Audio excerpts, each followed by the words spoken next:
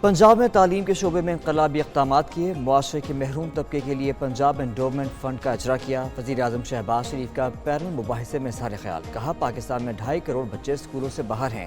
School سے باہر بچوں کو تعلیم کی فراہمی بڑا چیلنج ہے۔ موسمیاتی تبدیلیوں کے باعث 2022 میں پاکستان کو تباہ کن سیلاب کا سامنا کرنا پڑا، تباہ کن سیلاب سے پاکستان کی معیشت کو اربوں ڈالر کا نقصان ہوا۔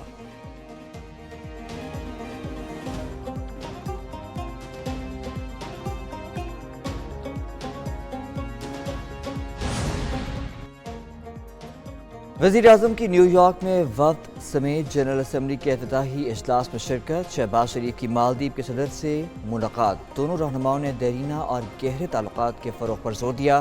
وزیر اعظم کا مختلف شعبوں میں تعاون بڑھانے کے عزم کا اعادہ، وزیر اعظم 27 ستمبر کو جنرل اسمبلی سے خطاب کریں گے۔ وزیر دفاع خواجہ آصف کہتے ہیں معاشی استحکام سے سیاسی استحکام خود بخود آئے گا، بہتری کی طرف سفر شروع ہو چکا، کوئی نہیں روک سکتا۔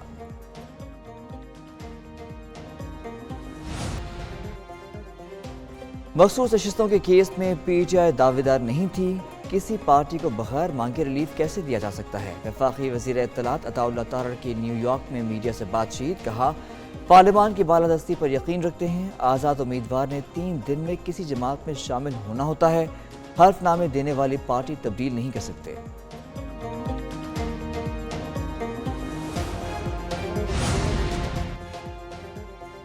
آئینی عدالت ضروری اور مجبوری ہے، بنا کر رہیں گے، میثاق جمہوریت کے تحت عدالتی اصلاحات لے کر آئیں گے۔ پیپلز پارٹی کے چیئرمین بلاول بھٹو کا سندھ ہائی کورٹ بار کی تقریب سے خطاب اور میڈیا سے گفتگو، کہا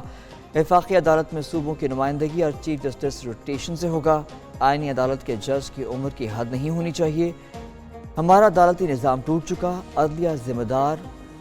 پوری کرنے میں ناکام ہو گئی ہے، آئینی سازش اور قانون سازی عدالت کے ذریعے نہیں ہو سکتی، عدلیہ کو رولز کے مطابق چلنا ہوگا۔ آئینی ترامیم سے چیف جسٹس کا اختیار محدود ہو جائے گا، اصل طاقت آئینی وفاقی عدالت کو منتقل ہو جائے گی۔ پی ٹی آئی رہنما سلمان اکرم کہتے ہیں ٹریبیونلز کے لیے ریٹائرڈ ججوں کو اختیار دینا الیکشن معاملات کو دفنانا ہے۔ حامد خان بولے پی ٹی آئی کے حق میں عدالتی فیصلوں پر عمل درآمد نہیں ہوتا، پریکٹس اینڈ پروسیجر ترمیمی آرڈیننس غیر قانونی ہے، آئینی پیکج کا مقصد عدالتوں کی تباہی ہے۔ حکمران اتحاد اور جے یو آئی میں آئینی ترامیم پر مشاورتی عمل جاری، آئینی ترامیم کا متفقہ ڈرافٹ منظوری کے لیے پیش کیا جائے گا، سیاسی جماعتوں میں مکمل ہم آہنگی اور اتفاق رائے کے بعد ترامیم سامنے لائی جائیں گی۔ حکومت نے قومی اسمبلی اور سینٹ کے اجلاس بلانے کے لیے رائے مانگ لی، لیگل ونگ نے اکتوبر کے شروع میں دونوں ایوانوں کے اجلاس بلانے کی تجویز دے دی، حکومت نئے اجلاس میں آئینی ترامیم منظور کرا لینے کے لیے پرامید۔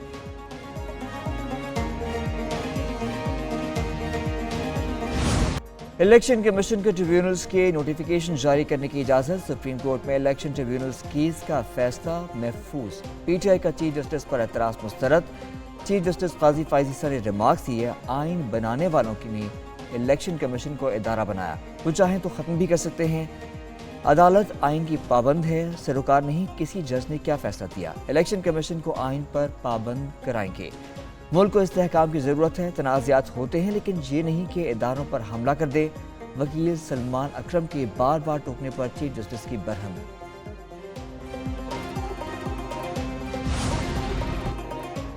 مخصوص نشستوں کا معاملہ، الیکشن کمیشن کا چھٹا مشاورتی اجلاس بھی بے نتیجہ ختم، چیف الیکشن کمشنر کی زیر صدارت اجلاس ہوا، ممبر کے پی کی عدم شرکت، اجلاس میں سپریم کورٹ کے فیصلے پر قانونی ماہرین نے تفصیلی بریفنگ دی، الیکشن کمیشن کا مزید مشاورت جاری رکھنے کا فیصلہ، اجلاس آج پھر ہونے کا امکان۔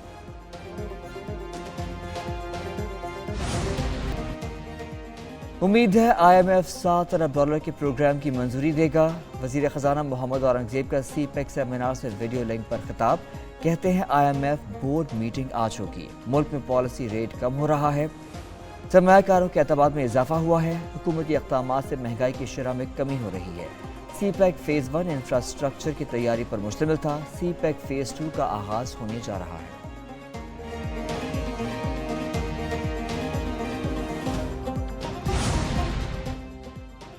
پنجاب بھر میں 7,354 کالج ٹیچنگ انٹرنز کی بھرتی کی منظوری، وزیر اعلیٰ مریم نواز شریف نے پنجاب بھر میں ہاؤسنگ کی جامع پالیسی طلب کر لی،